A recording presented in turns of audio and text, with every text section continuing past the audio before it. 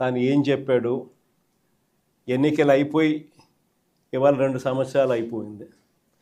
3వ సంవత్సరానికి సంబంధించిన బడ్జెట్ కూడా ప్రవేశపెట్టాడు.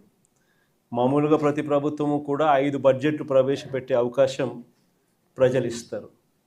అలాంటిది చంద్రబాబు నాయుడు గారికి 3 బడ్జెట్లు ఇప్పటికే ప్రవేశపెట్టాడు. అంటే ఇక మిగిలి ఉన్నది కేవలం 2 బడ్జెట్లు.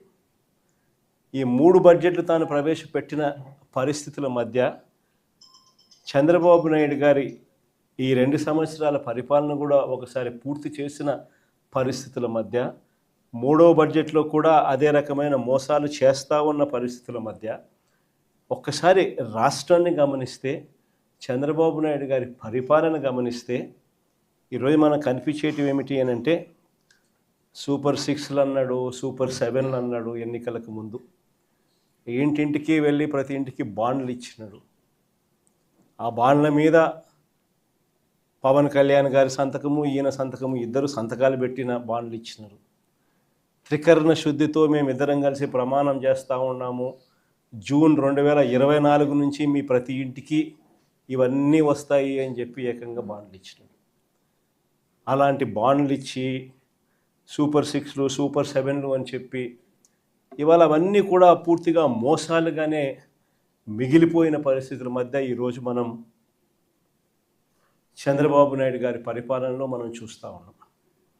మేనిఫెస్టో అన్నది మన హయాంలో, మేనిఫెస్టో అన్నది ఒక భగవద్గీత కిందనో, ఒక బైబిల్ కిందనో, ఒక ఖురాన్ కిందనో భావిస్తూ 99% హామీలు నెరవేర్చినాము అని చెప్పి ప్రజల దగ్గరికి గర్వంగా తలెత్తుకొని చెప్పిన పరిస్థితి మన పార్టీ మన హయాంలో జరిగితే, ఈరోజు మేనిఫెస్టో అన్నది చెత్తబుట్టలో పడేసిన పరిస్థితులు మళ్ళీ ఈరోజు చూస్తూ ఉన్నాం. కేవలం మారిందల్లా ఒక జగనే. జగన్ ఉన్నప్పుడు పరిస్థితి ఏమిటి, జగన్ లేకపోతే పరిస్థితి ఏమిటి అన్నది మాత్రమే తేడా. గమనించినట్లయితే ఈరోజు పరిస్థితి ఏమిటి అని అంటే, గతంలో చంద్రబాబు నాయుడు గారు చెప్పినట్టుగా జగన్ ఇచ్చేటివన్నింటినీ ఇస్తాను, జగన్ ఇచ్చేటివే కాకుండా అంతకు మించి సూపర్ 6లు, సూపర్ 7లు ఇస్తానని చెప్పిన పెద్ద మనిషి ఈరోజు పరిస్థితి ఏమిటి అని అంటే, బిర్యానీ పెట్టలేదు ఎలాగూ, ఉన్న పలావ్ కూడా పోయింది అని చెప్పి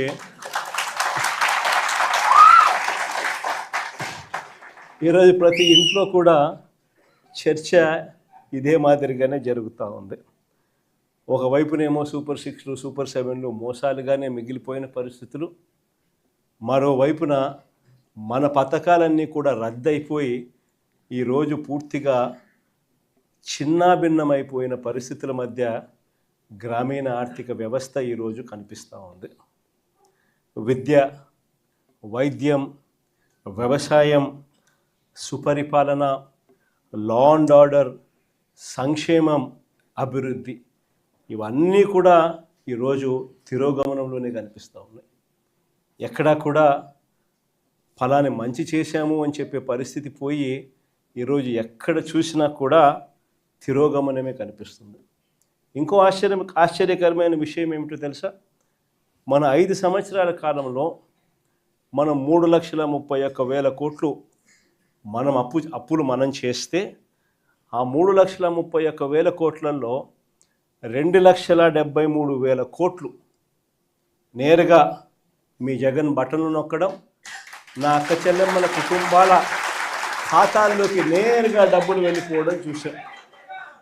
ఆ 2,73,000 కోట్లు ఎవరి అకౌంట్లలోకి పోయాయి, వారి ఆధార్ నెంబర్లు ఏమిటి అని కూడా మనం ఇవ్వగలుగుతాం. అంతగా మనం 3,31,000 కోట్లు అప్పు తెస్తే 2,73,000 కోట్లకు ఈ మాదిరిగా మనం జమా ఖర్చు కూడా ఇవ్వగలుగుతాం, ఆధార్ నెంబర్లతో సహా. కానీ ఇదే చంద్రబాబు నాయుడు గారు ఈ 2 సంవత్సరాలు తిరక్క మునిపి మనం 5 ఏళ్లలో